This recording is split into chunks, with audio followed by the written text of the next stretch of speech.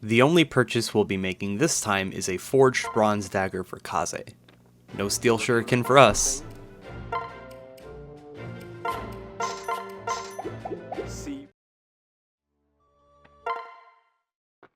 Thanks for stopping by. See you.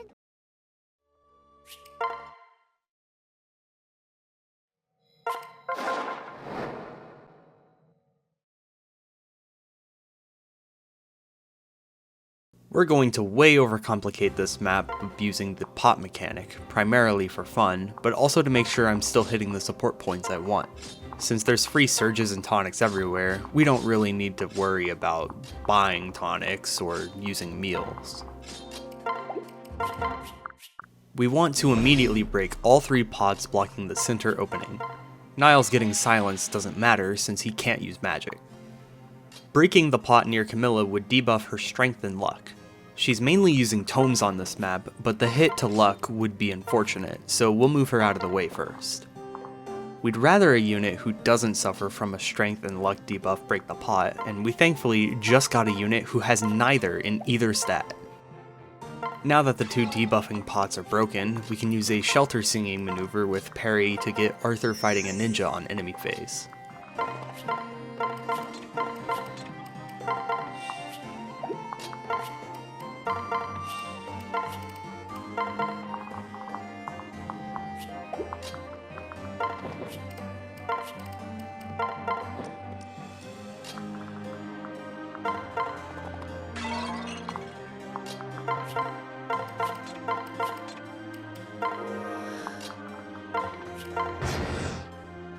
Arthur getting hit is unlikely, but it does actually change how enemies interact with him thanks to the debuff. More on that later.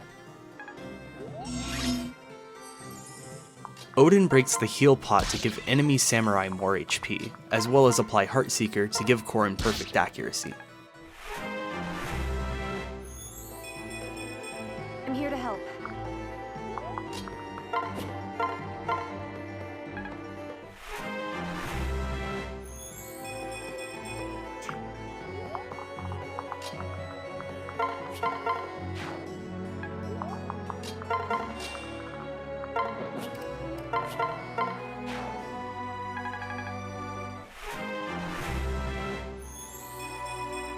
This won't do. After killing the ninja, Arthur can get refreshed to start fighting the spear fighter on the right.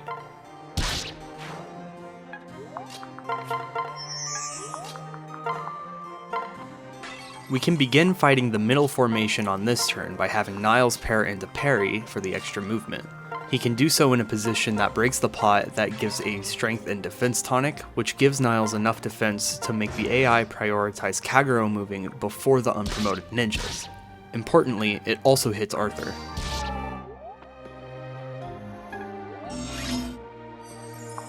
On turn 3, we can do another Shelter Sing to put Arthur in range of enemy ninjas.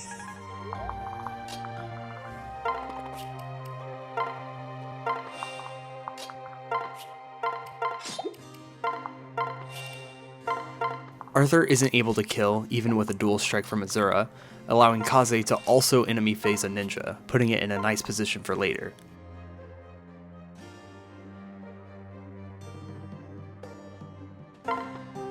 He also wants a pair up, so Niles transfers parry over to him.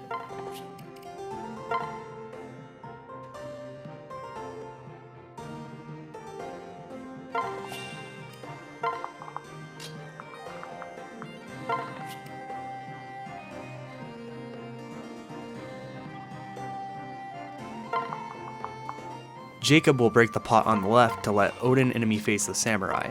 Thanks to Rose's Thorn's damage reduction, Odin just barely survives them. I regularly recommend feeding this entire room to Kaze, as that's the only way to clear the section that's truly reliable in both enemy behavior and hit rates. But this method allows me to squeeze in some extra weapon experience for other units, which is pretty nice. That's pretty much the only real benefit of doing things this way.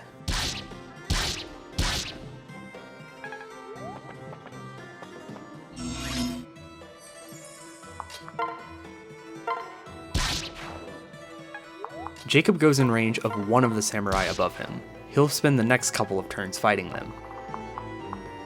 Korin, Kaze, and Laszlo will provide adjacency bonuses for Silas, who will kill Kagero.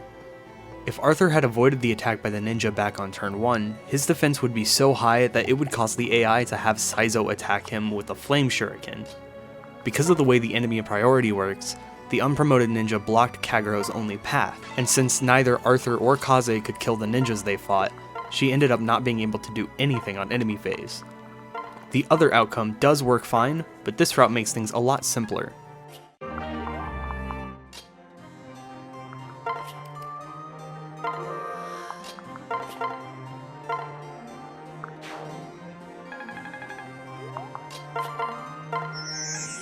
With his guard gauge, Kaze can safely sit in this choke point and spend the next few turns fighting the spear fighters.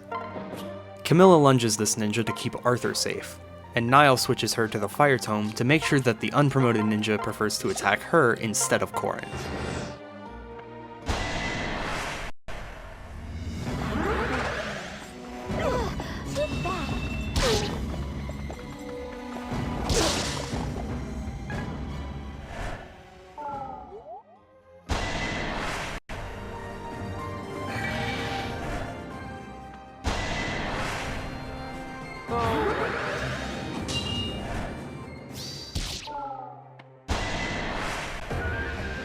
Bring it on.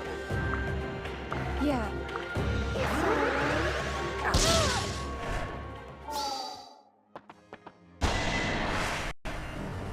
Let's finish this fight. No!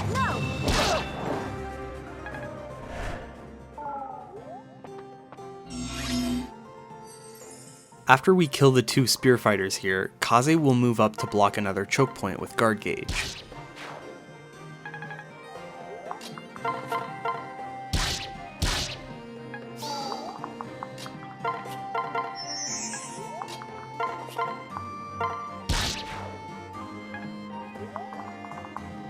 Korin chips the ninja with Rose's Thorns adjacency, and then Camilla takes out Saizo with the help from Laszlo's Rally and Niles' Speed Para bonus.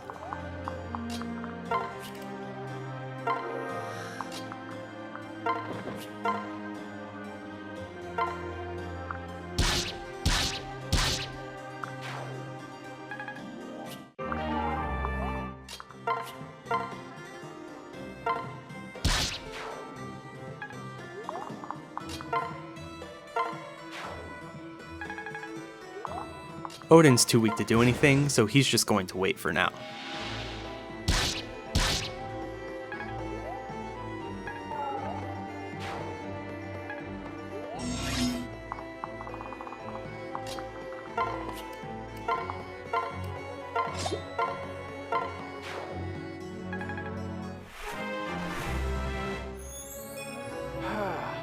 Dude, what happened? We're going to set up a huge formation in the center to heal all of our units with the pots at once. In the meantime, Odin can kill the last samurai.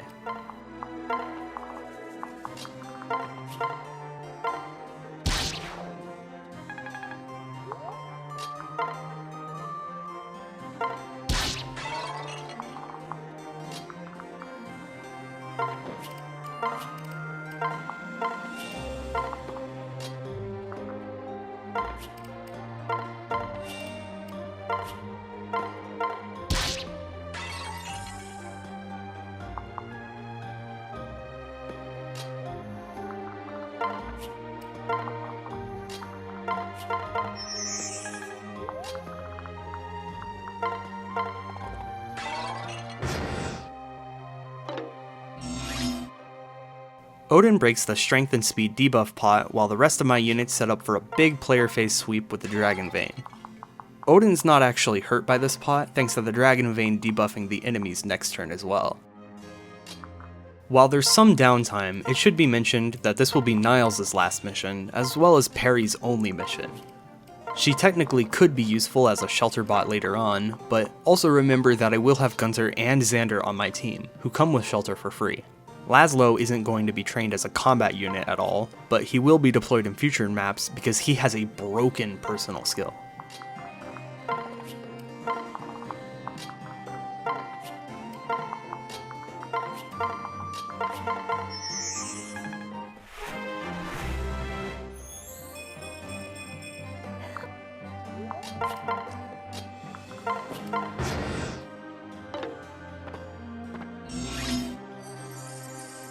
Camilla can use the Dragon Vein now, which cripples the enemies so bad that taking them out is pretty effortless.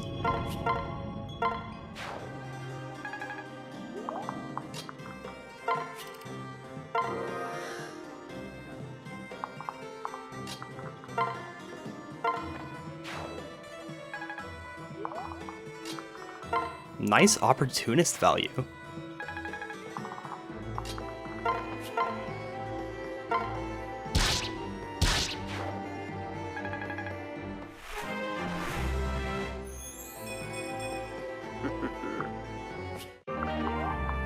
The sketchiest part of this room is the spear fighter on the pillar. Spear pillar, if you will. Luckily, the surrounding enemies are frozen, so if Perry does end up missing her attacks, it's not as detrimental as it may seem. We just have to sacrifice turn count in order to secure safety.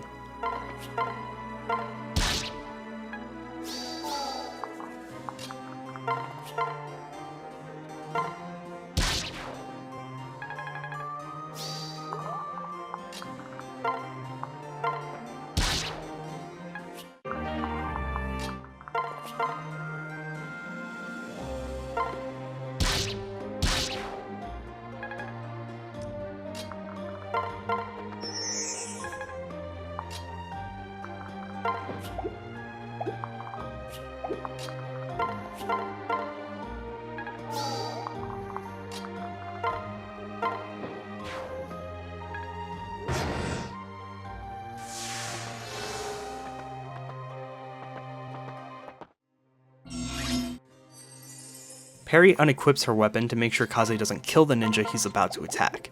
We'd rather her take the kill since she's bulkier than Kaze, and it's safer to leave her in the front.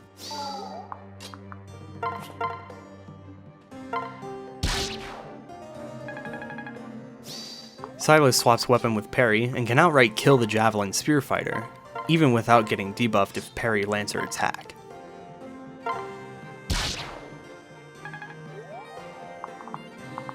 Because we debuffed Odin's strength, he needs Laszlo's rally in order to kill the Shrine Maiden. Technically, it is smarter to leave her alive to milk more experience out of her, but frankly, this is just more convenient.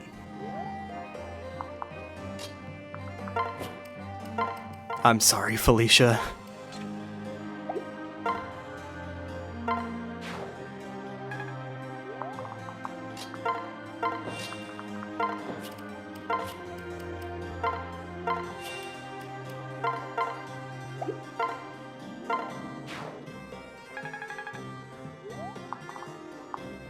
Azura refreshes Silas so he can kill the last spear fighter.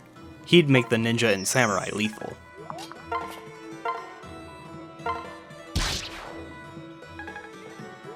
Corrin goes in front of Azura to protect Odin. She's safe thanks to her monstrous 22 defense, causing the ninja to attack Azura. She also has a full guard gauge anyways, so she'd be fine no matter what.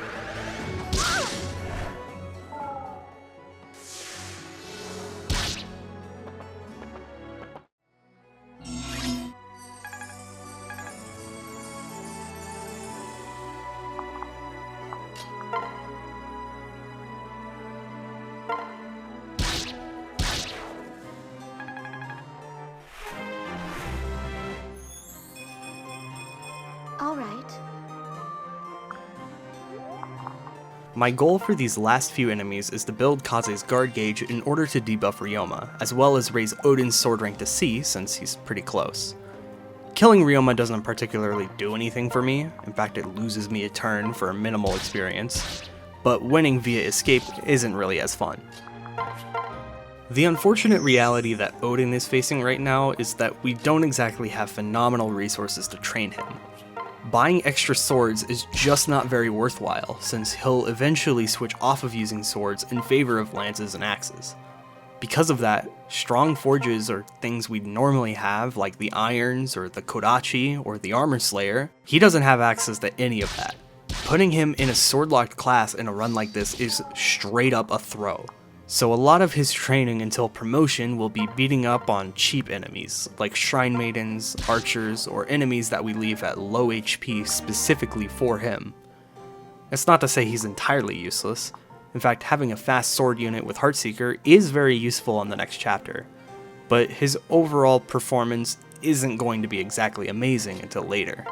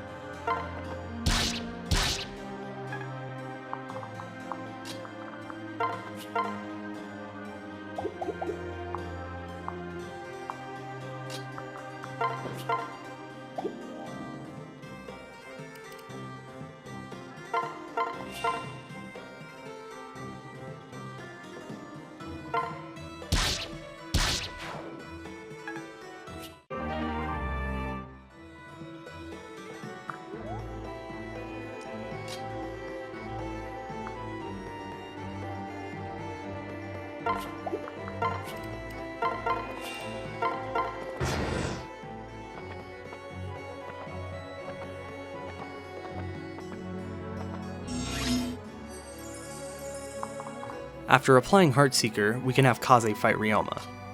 Our goal is to deal a lot of damage to him with Kaze's attack and Poison Strike, and then pick him off with my slower units that are threatened more by him.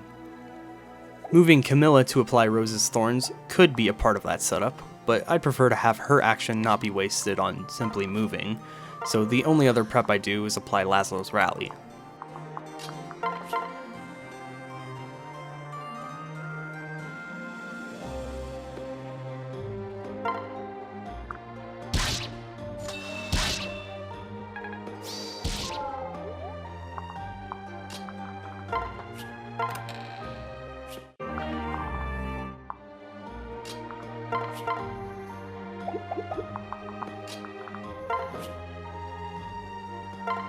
Camilla can now move into attack, but she takes lethal from Ryoma thanks to being hexed.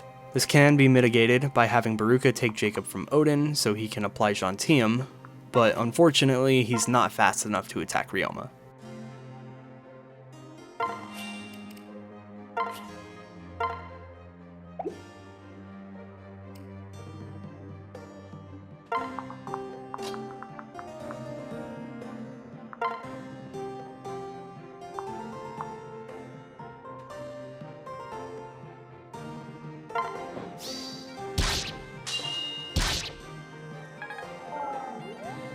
The ideal scenario is to have Corrin take the kill, but she doesn't have enough damage. Silas does, however, and he's able to even reach perfect accuracy with Corrin's adjacency. There are actually a few ways to feed Corrin this kill that I didn't really consider when initially recording this. In this situation, the way to do it would be move Corrin away from Jacob, have Azura refresh Jacob to apply Inspiring Song, allowing Jacob to be fast enough to safely chip Ryoma, and then Shelter Sing to Corrin using Parry and Silas. There is still a flaw with that though. Corrin is inaccurate, and could miss. So I actually don't have many regrets about Corrin not getting this kill. Besides, Corrin gets a whole chapter 15 to herself. Her experience gain while unpromoted is not so important that giving Silas one boss kill will ruin the entire run. He's still going to be deployed for quite a while as well.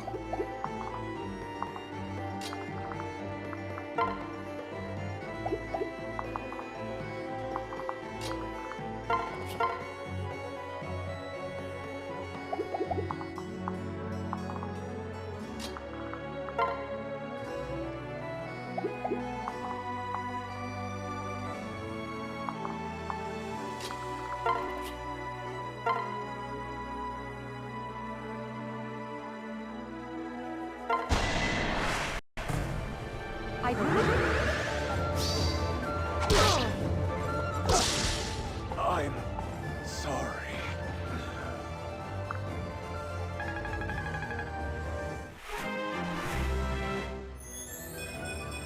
Yeah. Anyways, that's chapter 12. See you next time for probably the funniest chapter 13 I've ever done.